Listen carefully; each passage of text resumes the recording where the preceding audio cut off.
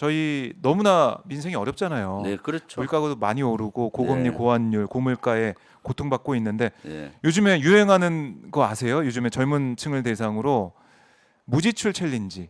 아, 그게 뭔 말이죠? 그러니까 돈을 안 쓰고 음. 하루하루 산다. 아, 어떻게든 그렇죠. 지출을 줄여서 네, 최대한 그렇죠. 아낀다. 예. 그래서 여러 가지 뭐 이제 만보기 켜두고 돈을 모으는 그렇죠. 것부터 시작해가지고 그렇죠. 어떻게 하면은 좀 비용을 아낄지 여기에 대해서 고민을 하고 있는데 대통령실은 글쎄요 처음에 얘기했던 그 예산보다 지금 뭐 최소한 배 아니면 네. 더 이제 의원님께서 주장하셨듯이 더 많은 예산이 필요하다 이렇게 말씀하고 계시잖아요. 네. 그러니까 국민들 볼 때는 허탈하고 화가 나는 거죠. 청와대에 그렇죠. 있었으면 네, 안 들어갈 네. 예산이 그렇지. 이렇게 쓰이고 있고 민생은 점점 더 어려워지고 있는데 이 대통령의 직무 공간 네. 플러스 대통령의 살 공간 네. 여기에 이제 돈이 많이 들어가니까 열이 많이 받는 겁니다. 이 496억이라고 했던 대통령실 이전 예산 어떻습니까? 충분합니까? 충분하지가 않죠. 충분하지 않죠. 496억 인수위 네. 당시에 496억 얘기하면서 그 항목을 그 당시 제시했던 것이 네. 국방부 리모델링 방탄유리 설치에 뭐 252억, 아하. 경호처 이사하는데 100억, 네. 국방부 합창 건물 이전에 118억, 맞아요. 공간 리모델링 비용에 25억 든다고 이것이면 충분하다고 충분하다고 얘기했죠. 얘기했죠. 네. 그 당시 대통령실 이전 TF장 한 얘기가 네. 5천억 주면은 음. 500억을 쓰고 4,500억 반납하겠다는 식으로까지 얘기를 했어요. 네. 근데 지금 쭉 따져 보니까 예. 지금 예산은 우리 민주당 여러 의원들이 추적하고 있어요. 아. 저뿐만 아니라 한병도 의원님실에서 의원이 또 추적한 걸 보니까 네. 그 496억에 추가해서 다른 부처 돈이 이월되는 것들이 많은 거예요. 아 이게 예. 이 예산 예비비로 쓰는 496억 말고 플러스 이거 들어가고 이제 월 분기 단위로 예산이 들어가는 것들을 네. 받아서 분석해 아하. 보니까 예. 국방부 그 2분기 전용액은 43억 9천만 원 정도 나오고요. 네. 그다음 3분기 추가 전용은 263억 정도 된다고 한병도 의원실에서 제기하면서 네. 그 항목을 보면 국방부에서는 청사 주변 환경 정리라든가 또는 다시 이렇게 재이사 비용 뭐 이런 것들이 필요하고 네. 행안부에서는 관제공사에 일부 돈이 전환됐어요. 행안부 예산으로. 앞에서 25억이면 된다는데 그거보다 훨씬 더 많이 들어가니까 네. 행안부에서 쓰고 남는 예산을 전용을 한 것 같고 아. 경찰청에도 또 이사비 교육장 이사라든가 네. 경찰청에서는 사실 대통령실 경호부대가 있어요. 100일 경비단이라든가. 네. 근데 경비단의 이사 비용이나 경비단의 건물을 새로 보완하는 것은 최초 496억 속에도 포함을 아예 하질 않았어요. 그러니까요. 예, 그래서 거기에서 부랴부랴 추가로 해서 네. 2분기에 50억도 추가하고 이런 예산들이 많이 들어가고 있죠. 그래서 얼추 잡아서 현재 496억 플러스 네. 한병도 의원실에서 얘기한 것처럼 한 300억 정도 이상이 현재까지 들어가거나 들어가고 있고 네. 앞으로는 점점 더 많이 들어가고 더 많이 있는 거죠. 들어가요? 예, 예. 예. 걱정입니다. 아니 근데 대통령실은 네. 이런 지적 민주당에서 하니까 아니 그거 이사 비용 아니다. 네. 각 부처에서 그 예산 자체 필요에 따라서 집행한 거다. 이렇게 얘기하고 있던데. 어떻게 그것은 말이 안 되는 것이죠. 네. 논리적으로 맞지 않는 얘기고 대통령실이 용산으로 가지 않았다면은 이 돈은 들지 않았습니다.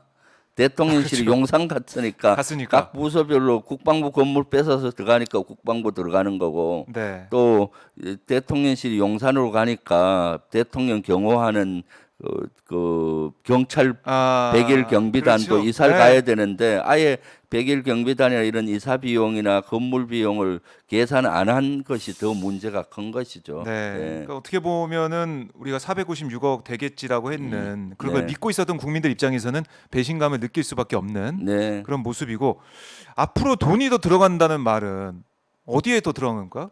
지금 제가 얘기했듯이 전에 초기에 네. 1조 이상 든다 했잖아요. 맞아요. 1조. 당장 이제 국방부 건물을 뺏고 가니까 네. 국방부는 합창 건물로 들어갔고 같이 쓰고 있거든요. 합참과. 그렇죠. 합참을 이제 남태령으로 이전하려고 해요. 어쩔 수 없이. 네. 그럼 이전 비용 합참 건물만 짓는데 현대 추산이 2,980억이에요. 건물만 짓고 가나요? 그럼 합참 의장 공간도 지어야 되고 그렇죠. 그 다 필수 요원의 아파트도 지어야 부대적으로. 되고 예. 그러면 한 5천억 이상 부수 시설까지 하면 아마 하다 보면 5천억 이상 들어갈 겁니다.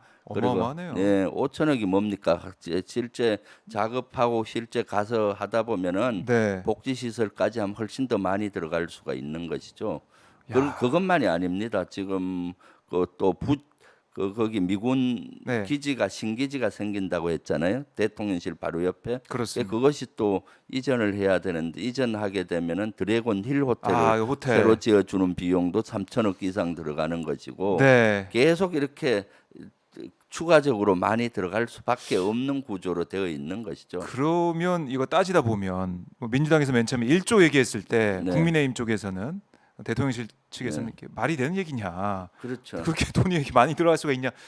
뭐 비판하고 그랬거든요. 네. 그런데 의원님 말씀 들어보니까 이게 1조에서도 안 끝날 수 있겠다. 네. 결국 다 따지다 보면은 예. 나비 효과처럼 다 따져서 들여다 보면 정말 천문학적인 액수가 들어갈 수 있겠다 이런 생각도 듭니다.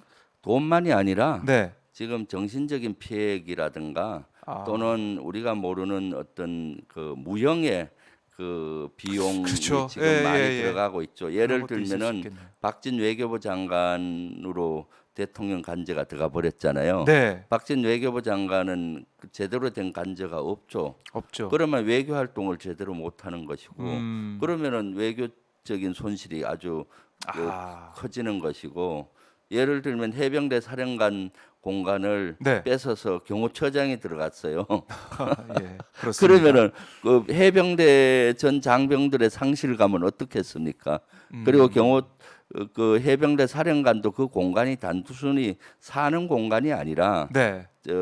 전역으로는 군사 외교의 장으로도 많이 음. 활용이 돼요. 미국 해병대 사령관이 왔을 때 공간에서 그 만찬을 한다든가 또 여러 가지 한미 행사를 거기에서 많이 하곤 했거든요. 네. 그런데 이제 그런 행사를 할 장소가 없어지는 거죠. 없고. 예를 든다면은 네. 그런 것들이 큰 피해로 다가오고 있는 거죠. 그러니까 그런 무형의 피해 예. 결국 그게 우리 이제 국가 안보를 포함해서 국가의 국격에 영향을 줄 수 있는 네. 그런 것들이 생겨난다.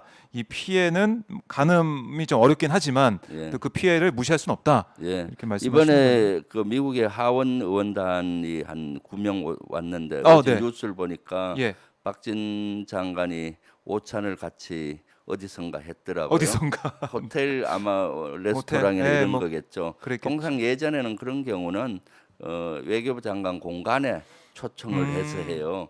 그러면은 사실 공간에 초대 받아 가면은 네. 아주 대접받았다는 생각이 들고 그렇죠. 마음이 오픈돼요. 그러면 그렇죠, 이제 집이. 협상도 쉬워지고 아하. 그 여러 가지 그 국익에 도움이 되는 것들을 많이 상대가 받아들이기도 하죠. 네. 그러니까 그런 것들이 모양새가 별로 안 좋더라고요. 맞아요. 네. 특히 이제 외국 사람들 같은 네. 경우는 집에 초대받은 그게 굉장히 큰 의미를 부여하더라고요. 그렇습니다. 네. 그렇다면 외교도 잘 풀릴 수 있는 거고. 예, 제가 한미연합사 부사령관 당시 네, 네. 그 한남동 공간에 있었는데 거기도 공간이 2층 건물인데 1층은 그렇게 외교 활동을 하도록 되어 있습니다. 예. 그래서 외국군 장군이라든가 음. 사령관 또 이런 분들 외국 기빈이 오면은 초청을 해서 거기서 식사하면서 외교 활동을 많이 했어요. 네. 예를 든다면은 그 구정 때 네. 미국 주한 미군에 있는 전 미국 장군 한 2~30명이 있습니다. 전부 한복을 입고 오게 하는 행사를 해요. 그런 데서 좋네요. 하게 되면은 예. 호텔에 한복 입고 오라고 하면 불평 불만 많이 하잖아요. 근데 그 만찬 그 집에 이렇게 형식이 그러니까 한복을 입고 오도록 오래 전부터 그렇게 됐더라고요. 갈래가. 그러니까 그런 장소로 활용이 되니까 한국에 대한 애정도 있고 네. 또 집에 오니까 한국의 문화를 설명하기가 쉽잖아요. 맞아요. 한국의 가족의 문화, 네. 좋은 점 뭐 이런 것들을 설명할 수도 있고 그야말로 그 군사 외교나 각종 외교 활동을 하기에는 네. 공간이 적절하죠. 참 우리가 이제 잃어버린 것들, 우리가 이제 손해 보는 것들 이렇게 따지다 보면 뭐 여기저기서 발견할 수가 있는 건데